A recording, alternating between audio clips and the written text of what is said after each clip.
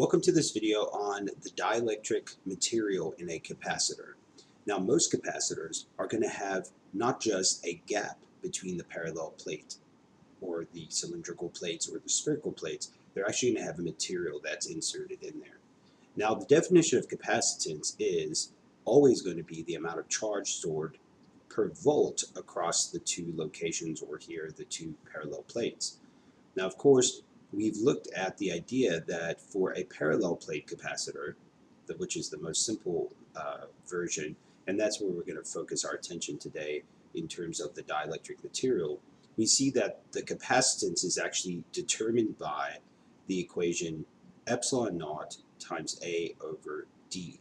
So there was something that we always stressed as having to be the geometry of the capacitor that determines what the capacitance is, which then determines the ratio of charge to voltage that the actual device can withstand. Now, we've also looked at a cylindrical capacitor, the cylindrical capacitor, and then also a spherical capacitor.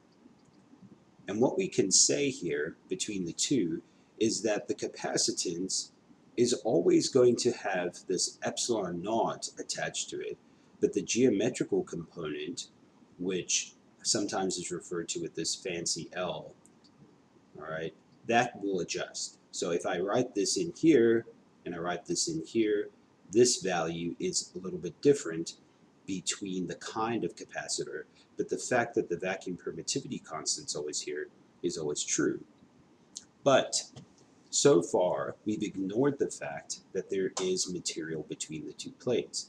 So not only is geometry important, so that we'll say is a fundamental idea, the geometrical structure, but also the material between the plates.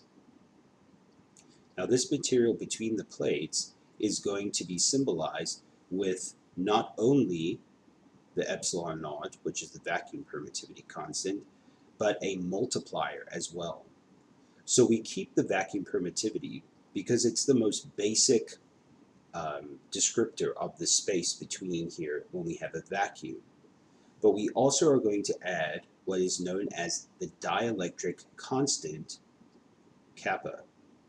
Okay, so the vacuum permittivity is a fixed constant, but kappa will be something that will adjust depending on what the material is between the plates. Now, a dielectric material is always going to be some sort of insulator. And the reason for that, obviously, would be so that we don't make a short circuit here and just have electrons flow directly through this, in which case it would be easier to just put a wire between the two.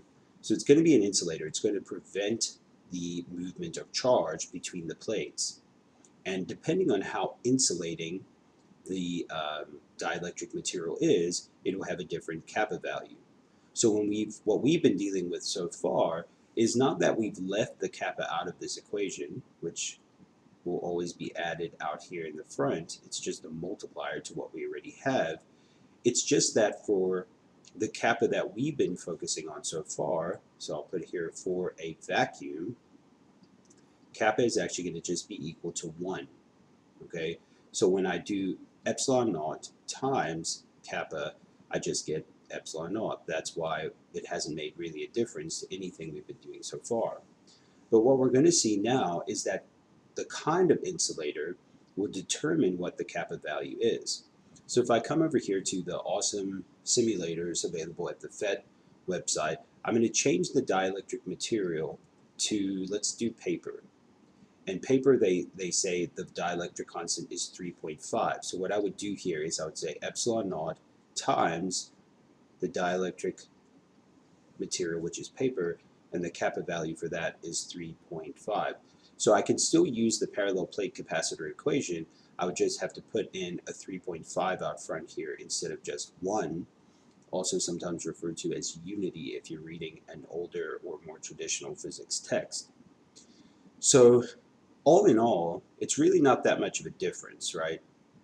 All that it's doing is saying that you just need to multiply whatever you had before by that constant.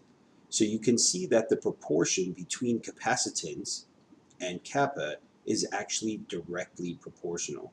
So by adding a dielectric to the capacitor, you actually increase the capacitance. So that's a very important point to make here.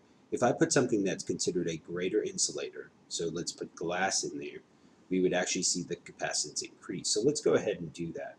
Here I'm going to put a voltage across the plates, and then I'm going to slide the dielectric material in here, and I see that the voltage has remained the same, but the capacitance actually increased from what it had been before. So if you watch over here, as I slide it all the way out, you see that the capacitance drops. It goes up when the dielectric is higher. Now, if I'm going to put Teflon, let's say, it's less insulating, the dielectric value is only 2.1, and then the capacitance drops as well from what it was before. So it goes from 0.89 to 1.86.